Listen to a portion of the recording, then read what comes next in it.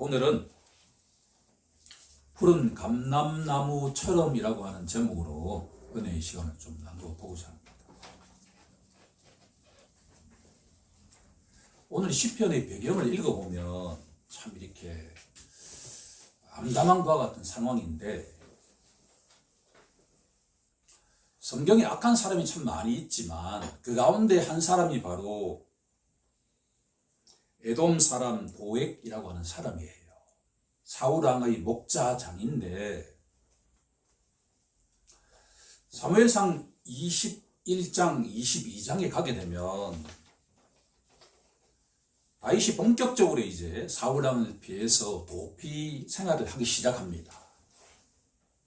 얼마나 화급했던지 칼 한 자루 가지지 못하고 몇몇 부하들과 함께 도망가는데, 야, 어디에 가야만 내가 살아남을 수 있을까라고 기도하는 가운데 제사장이 거하는 노베라고 하는 땅에 가면 안전할 수 있겠다라는 생각이 들어가지고 노베에 가서 그 제사장인 아히멜렉에게 찾아갑니다. 갑자기 다윗과 그 몇몇 일행이 온 것을 보고 제사장이 깜짝 놀랍니다. 뭔가 심상치 않다라는 생각이 들었죠. 며칠 동안 아무것도 먹지 못한 이 다윗과 그 일행이 먹을 것을 좀 달라라고 하죠. 제사장에게 먹을 것이라고 하는 것은 바로 성전에서 드리는 그 제사떡, 진설병이라고 하는 그 떡뿐이단 말이에요. 일반인들은 그 떡을 먹을 수가 없어요. 하지만 이 제사장이 다윗과 그 부하에게 떡을 줍니다. 그러고 난 뒤에 칼이 없느냐라고 질문하니까 이 제사장이 바로 당신이 주인 그 골리앗이 가지고 있던 칼이 있으니 여기 있다라고 줍니다. 거기서 일정한 시간을 지나고 난 뒤에 다윗이 아무리 생각해도 사울 왕이 쫓아올 것 같아가지고 바로 블레셋 땅인 가드 땅으로 도망가고 난 뒤에, 얼마 있다가 난 뒤에 사울 왕이 이 소식을 알고 난 뒤에 어떻게 나에게 다윗이 왔다가 갔다는 이야기를 전하는 사람이 한 사람도 없느냐라고 이야기하자, 그때 있던 이 도액이라고 하는 이 목자장이 내가 거기에 있었습니다라고 증언하면서 바로 이 제사장이 다윗과 그 부하에게 떡도 주었고 바로 골리앗이 갖고 있는 칼도 주었다라고 이야기를 하자, 사울 왕이 명령하기를 그 아히멜렉 제사장과 그 모든 부하의 제사장들과 가족 모두를 다 몰살시켜라 라고 명하자 아무도 나서지 않는데, 그때 누가 나섰냐 그러면 바로 이 도액이라는 자가 나서가지고 수많은 하나님의 임명한 제사장을 죽이고 그 자녀들을 다 죽이고 심지어 짐승까지 다 죽였다라고 하는 내용이 이 시편의 배경이에요. 다윗 마음속에 어떤 마음이 들었을까요? 한편에서는 죄책감이 들지 않았겠습니까? 만약 내가 거기 가지 않았더라면 하나님이 임명하신 그 제사장들과 그 가족들이 전부 몰살되지 않았을 텐데, 한편으로는 가책감이 들면서도 왜 이런 일을 하나님이 허용하셨을까라고 질문하는 가운데 여기에는 하나님의 큰 뜻이 있다라고 하는 것을 알게 되었죠. 그러고 난 뒤에 고백하는 시편이 바로 시편 52편이다라고 하는 거예요. 시편 52편 1절에서 8절까지는 바로 이 세상에서 가장 악한 도액이라고 하는 자가 하나님 그 영혼이 어떻게 될 것입니까? 라고 하는 가운데 반드시 하나님의 심판을 받을 것이다 라고 하는 결론에 도달하죠. 그런데 이 절체절명의 위기 상황 속에서도 다윗이 하나님으로부터 은혜를 받은 내용이 뭐냐 그러면 자신은 바로 9절에 나와 있는 내용입니다. 우리 함께 9절을 한번 읽어볼까요? 8절을 한번 읽어보겠습니다. 시작. 그러나 나는 하나님의 집에 있는 푸른 감람나무 같으며 하나님의 인자하심을 영원히 의지하리로다. 아멘.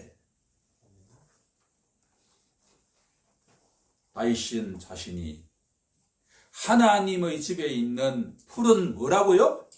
감람나무 같다라는 결론에 도달하게 되었다는 것이죠. 오늘 이 본문을 채택하게 된 이유는 바로 성지순례에 갔을 때 아테네에서 파르테논 신전이 있는 그 앞에 말이에요. 감람나무 한 그루가 커다란 게 있었습니다.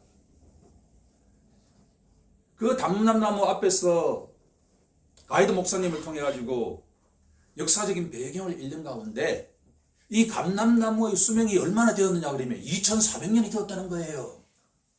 이 파르테논 신전이 건립될 그 당시에 심겨졌던 감람나무가 2400년이 지난 지금도 파릇파릇하다라고 하는 이야기를 듣고 난 뒤에 제 마음속에 복받치는 것이 있었습니다. 제가 우리 덕성교회를 심무할 수 있는 기간은 하나님만이 아시지만 저희 목표는 한 10년 정도 잡고 있습니다. 이제 60% 가까이 가고 있지요. 하지만 기껏해야 제가 10년 정도 이 덕성교회에서 감람나무를 심는다고 할 때 그 감람나무가 어떻게 되느냐라고 질문할 때 감람나무가 열매를 였는데 몇 년이 걸리냐 그러면 30년이 걸린다는 거예요. 30년. 30 years. 30년 동안은 감람나무에 열매가 안 열린다는 거예요. 이 농부가 얼마나 심혈을 기울여야만 될까요? 30년 동안 아무것도 열리지 않는 나무에 날마다 물을 주고 등등 가꿔야 되지 않겠습니까? 그런데 그 감람나무가 열매를 맺히면 말이에요. 얼마 동안에 열매를 맺히냐 그러면 100년, 200년, 1000년, 어떤 나무는 몇 년 동안에 2400년 동안에 열매가 맺힌다는 이야기예요. 놀라운 이야기지 않습니까? 제가 이 덕성교회에서 10년, 기껏 20년 한번 늘려봅시다. 그동안에 제가 열심히 진리의 말씀을 떨어뜨리면 당장에는 눈에 보이는 열매가 맺히지 않는다 하더라도 그 나무가 열매를 맺히기 시작하면 영원한 열매가 맺힌다는 이야기를 제가 알게 되었다라고 하는 이야기죠. 다윗도 동일한 내용 아니겠습니까? 다윗은 지금 말이에요. 절체절명의 상황에 처해 있어요. 오늘 죽을지 내일 죽을지 모른단 말이에요. 장인 사울왕이 다윗을 죽이고 혈안이 돼 있어요. 지구 끝까지 찾아가서 그렇게도 충직한 사위 다윗을 죽이려고 혈안이 되어 있단 말이에요. 그런데 다윗은 자신이 무엇에 비유하고 있죠? 감람나무, 올리브 나무입니다. 감람나무가 바로 올리브 나무예요.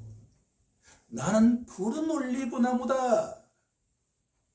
근데 어디에 있는 올리브 나무라는 거예요? 지금은 말이에요. 쫓겨다니는 신세지만 어디에 있다는 이야기예요? 하나님의 집 안에 있다라는 이야기죠. 이게 영적인 의미가 뭘까요? 나는 지금 이렇게 쫓겨다니지만 나는 누가 나를 보호하고 있다는 거예요. 하나님이 나를 보호하고 계시는 하나님이 집에 있다는 거예요. 우리 모든 성도들이 그와 같은 믿음의 고백을 하던 우리 모두가 되길 간절히 소망합니다.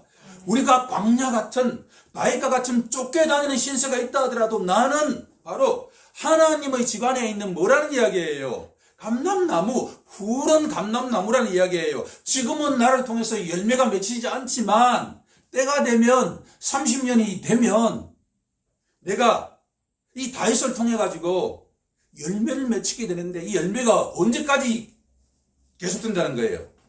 이터널, 영원히 예수님이 오시는 그날까지 하나님과 함께 영원한 삶을 사는 그 영원하게 우리가 말이에요. 제대로 배우고 제대로 깨닫게 되면 우리가 영원한 열매를 맺는 자가 된다는 이야기예요. 이게 복받치는 이야기 아닙니까? 지금은 우리가 열매를 맺히지 않는다 하더라도 하나님이 우리를 가꾸시는 중이란 말이에요. 때가 되면 열매를 맺힙니다. 열매는 그냥 이렇게 조그마한 열매가 아니에요. 어제 사모님과 함께 산책을 가는데 감나무가 아주 오래됐는데 밑에서부터 위에까지 감이 잔뜩 열렸어요. 보니까 재미있는 사실은 뭐냐 그러면 사람이 따먹는 뿐만 아니라 까치가 와서 먹고 있더라고요.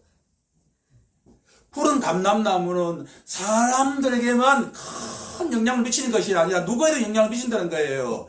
저 하나님이 만드신 까치와 같은 모든 피조물에게도 인간을 통해 가지고 다윗을 통해 가지고 열매를 맺히게 된다.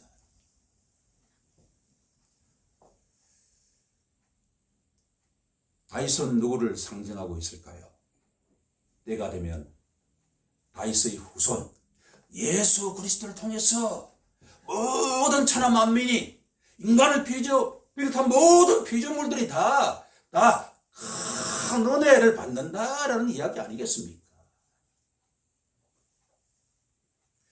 다윗이 깨달은 이 고백이 누구에게 전달되었느냐 하면 바로 사도 바울에게도 전달되었다는 걸 제가 깨달았습니다. 1000년 뒤에 온 사도 바울이 말이에요. 자신이 누구인가라고 하는 질문을 던질 때 사도 바울만큼 고생한 사람이 없잖아요. 그렇죠? 매도 잔뜩 맞고 바다에서 잠도 못 자고 그렇게 고생을 많이 했는데 그렇게 고생을 많이 한 가운데에도 사도 바울이 시편 52편을 읽으면서 자기가 누구라는 생각을 깨달았다는 거예요. 바로 자신이 다윗처럼 어떤 사람이란 이야기예요. 하나님의 집에 있는 무슨 나무다? 푸른 감람나무다라는 거예요. 자신을 통해서 수많은 사람들이 근심과 걱정이 있는 사람에게 안식의 축복이 임할 것이고 질병에 있는 자에게 안수를 통해서 회복의 역사가 일어날 것이고 예수 믿지 않는 자들에게 복음을 증거함으로써 예수를 믿는 것과 같은 축복이 임한다라고 하는 것을 사도 바울이 깨달았다는 이야기죠. 다윗이 깨닫고 사도 바울이 깨달았다고 한다면 2000년이 지난 저도 깨달았다고 한다면 여러분들도 동일하게 이 시편을 통해서 나는 누구라고 고백해야 될까요? 나는 하나님의 집에 있는 무슨 나무다? 푸른 감람나무라고 우리가 고백해야 되지 않느냐라고 하는 것이죠. 첫 번째 갈로의 정답은 우리는 하나님께 유익한 뭐예요? 감람나무다.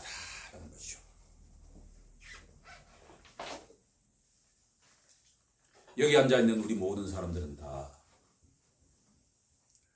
이유는 모르겠는데 아무런 자기가 없는데 하나님께 유익한 하나님이 택하시고 하나님이 부르신 감람나무와 같은 존재다. 때가 되면 말이에요.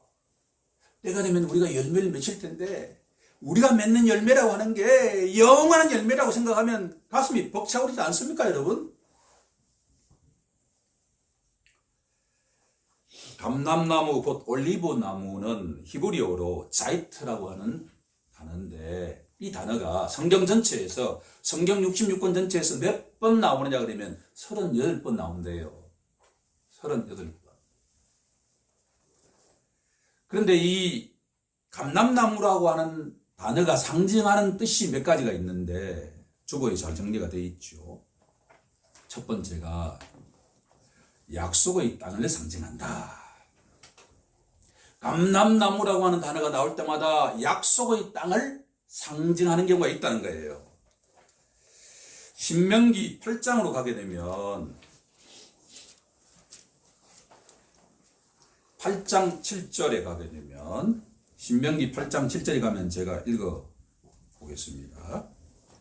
내 하나님 여호와께서 너를 아름다운 땅에 이르게 하시나니 그곳은 골짜기든지 산지든지 시내와 분천과 샘이 흐르고 밀과 보리의 소산지요 포도와 무화과 나무와 석류와 감람나무와 꿀의 소산지라 라고 되어 있죠. 하나님이 약속하신 가나안 땅에는 뭐가 많다는 이야기예요? 물도 많고 인간의 생존에 가장 중요한 물도 많고 밀과 보리가 많고 포도가 많고 무화과 나무도 많고 석류도 많고 또 뭐가 많다는 거예요? 감람나무, 꿀도 많대요. 여기서 말하는 감람나무는 바로 하나님이 약속하신 약속의 땅을 상징하고 있다라고 하는 것이죠. 좋은 의미죠. 두 번째 의미는 축복을 의미합니다. 이사야서 24장 13절에 가게 되면 감람나무가 바로 축복을 상징하는데, 특히나 제가 오늘 강조하고자 하는 것은 시편 128편 3절에 나와 있는 자녀의 축복을 상징하는 내용입니다. 이 내용은 우리가 함께 찾아서 합독해 보는 것이 유익하다는 생각이 듭니다. 시편 128편 3절 말씀입니다. 같이 합독해 보도록 하겠습니다. 시작. 내 집 안방에 있는 내 아내는 결실한 포도나무 같으며 내 식탁에 둘러앉은 자식들은 어른 감람나무 같으리로다. 우리가 꼭 새겨드려야 할 내용이죠. 하나님께서 우리에게 선물로 주신 배우자는 뭐에 비유하고 있죠? 결실한 포도나무에 비유하고 있다고 한다면, 식탁에 둘러 앉은 자녀들은 뭐에 비유하고 있나요? 감람나무, 어린 감람나무. 어린 감람나무란 이야기는 지속적으로 부모의 관심과 돌봄을 통해서 성장되어야 할 대상이라고 볼 수가 있지요. 저는 이 시편 128편 3절 말씀을 묵상하면서 자녀들의 성장과 교회 성도들의 성장과 감람나무의 성장에는 공통점이 있다는 것을 발견하게 되었습니다. 감람나무도 성장하려면 최소한 몇 년이 걸린다는 이야기예요? 30년이 걸린다는 이야기잖아요. 하지만 교회 성도들의 경우에도, 우리 자녀들의 경우에도 온전한 열매가 맺히는 자녀가 되기 위해서는 몇 년이 걸린다는 이야기예요? 30년이 걸린다는 이야기지요. 그러면 우리 교회에 제가 10년밖에 못한다 그러면 나머지 20년은 어떻게 채우냐라고 질문한다면 걱정하실 필요가 없습니다. 이미 대부분의 성도들은 다 20년 이상의 훈련을 받았기 때문입니다. 그렇죠? 따라서 제가 낙관적으로 바라보는 이유 가운데 하나는 10년만 열심히 농사를 지어도 우리 교회 많은 성도님들이 푸른 감람나무처럼 풍성한 열매가 맺히리라는 것을 믿음으로 확신하고 있습니다. 그와 같은 축복이 우리 모두에게 임하길 간절히 소망합니다. 아멘.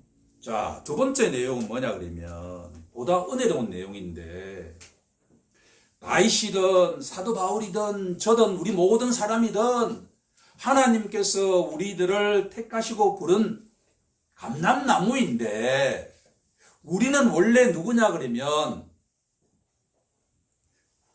돌 감람나무다라는 이야기죠. 두 번째 갈로의 정답은 돌 감람나무입니다. 감람나무에도 두 가지 종류가 있다라고 하는 거예요. 참 감람나무가 있다고 한다면 돌 감람나무가 있다라고 하는 거예요. 돌 감람나무의 특징은 뭐냐 그러면 아무리 30년이 지나도 열매가 맺히지 않아요. 그런 나무가 있잖아요. 나무의 수종에 따라서 아무리 키워도 맛있는 배가 열리지 않는 그와 같은 나무가 있단 말이에요. 돌 감람나무가 그와 같은 나무라고 하는 거예요. 주보에 나와 있는 것처럼 로마서 11장 17절에 가면 이와 같은 구절이 나오죠. 또한 가지 얼마가 꺾였는데 돌 감람나무인 내가 그들 중에 접붙임이 되어 참 감람나무 뿌리의 진액을 받는 자가 되었은즉, 우리 같은 이방인들은 원래 하나님 보시기에 돌 감람나무다 말이에요. 돌감람나무에게 이방인에게 아무리 물을 주어도 거기서 열매가 맺히질 않아요. 그렇죠? 참 감람나무이신 예수님께 접붙임이 되어야만, 예수께 딱 붙어 있어야만 열매가 맺힌다는 이야기예요. 참 유대인이신 예수 그리스도라고 하는 나무에 접붙임이 딱 될 때 우리가 열매가 맺히기 시작한다라고 하는 거예요. 그러니까 너희들이 하나님의 원래 택한 백성인 유대인들을 멸시해서는 안 된다라고 하는 거죠. 너희가 원래 돌감람나무, 아무리 물을 줘봐야 열매 맺히지 못하는 그런 돌감람나무였는데, 너희가 이제 예수 믿고 잘 된다고 해가지고 예수 믿지 않는 유대인 등등을 다 멸시한다고 한다면 그건 안 된다라는 이야기예요. 오늘 말씀이 우리에게 던지는 메시지는, 우리가 원래는 돌감람나무와 같은 아무런 쓸모짝이 없는 나무였지만 하나님의 은혜로 예수를 믿는 믿음으로 말미암아 이제 우리가 하나님의 집에 거하는 푸른 감람나무가 되었다라고 하는 메시지입니다. 마지막 하나의 메시지가 남아있죠. 그러면 자기 없는 우리가 말이에요, 오늘 갑자기 하나님의 집에 거하는 푸른 감람나무가 되었는데 어떻게 살아가야 될까라는 질문입니다. 세 번째로, 본문 10절에 나와 있는 내용처럼 주께서 이를 행하셨으므로 돌감람나무였던 우리들을 푸른 감람나무가 되게 하셨기 때문에 내가 영원히 주께 뭘 해야 된다고요? 감사해야 된다. 세 번째 갈로의 정답은 감사합니다. 우리는 한평생 지금부터 하나님께 감사하며 살아가야 되죠. 범사에 감사하라. 우리에게 다윗처럼, 사도 바울처럼 어려운 환경이 처한다 하더라도 우리는 이미 뭐예요? 전에는 돌감람나무였지만 이제는 뭐예요? 푸른 감람나무가 되었기 때문에, 때가 되면 우리가 열매를 맺힐 것이기 때문에 우리는 날마다 어떠한 환경에 처하더라도 우리는 하나님께 뭘 하며 살아가야 돼요? 감사하며 살아가야 된다는 거죠. 범사에 감사하라. 다윗은 이 말씀에 의지하여 내 평생 영원히 하나님께 감사하며 살아가겠다라고 고백하죠.